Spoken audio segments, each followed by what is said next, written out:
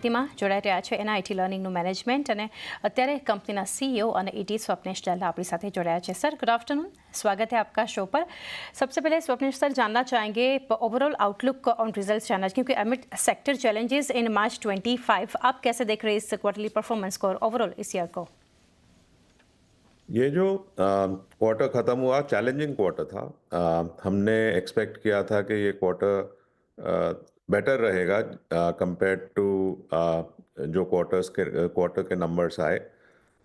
Uncertainty और volatility market affected जो quarter four, but from a long term perspective हम सोचते हैं कि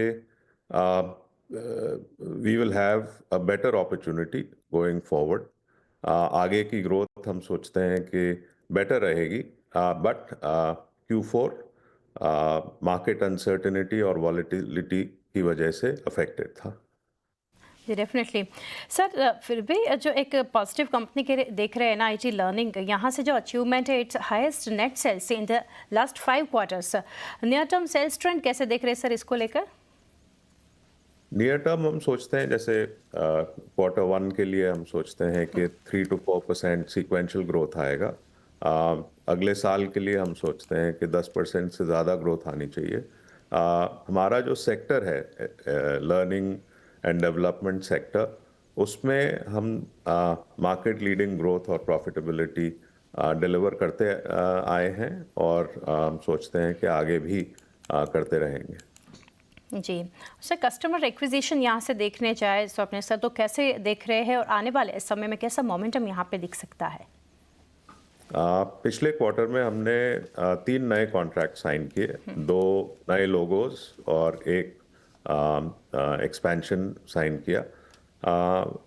साल ब साल हम सोचते हैं कि 12 से 13 नए कॉन्ट्रैक्ट्स नए कस्टमर्स साइन करेंगे।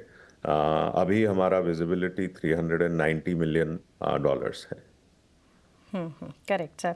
सर और न्यू कॉन्ट्रैक्ट्स जैसे कि आप बता रहे थे, और यहाँ से जो ऐड होने वाले हैं एग्जिस्टिंग कॉन्ट्रैक्ट रिन्यूअल कैसा है, साथ ही जानना चाहेंगे सर रिन्यूअल रेट कैसे देखने को मिल रहा है? देखिए, पिछले 7 या 8 साल से हमारा रिन्यूअल रेट 100% रहा है और ये 100% renewal rate industry leading renewal rate है और हम ये रेट बरकरार रखेंगे।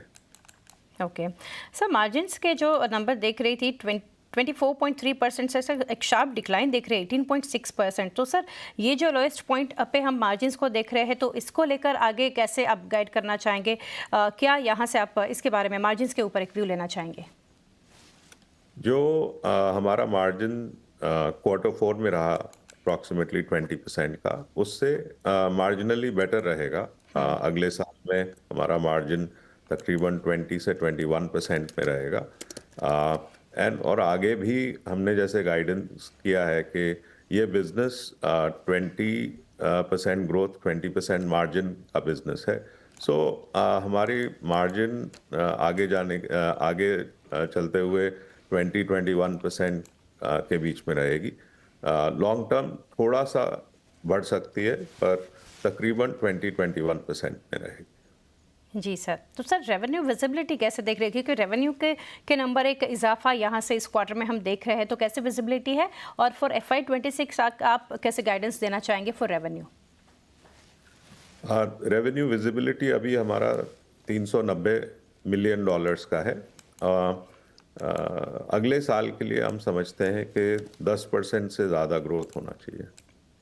ओके कंपनी का सर यहाँ से जो प्रोग्रेस है ऑन जनरेटिव AI, इसके ऊपर अगर कुछ डिटेल्स आप शेयर कर सके जनरेटिव AI के ऊपर। देखिए, जनरेटिव AI में हम पिछले 3 साल से रिसर्च कर रहे हैं।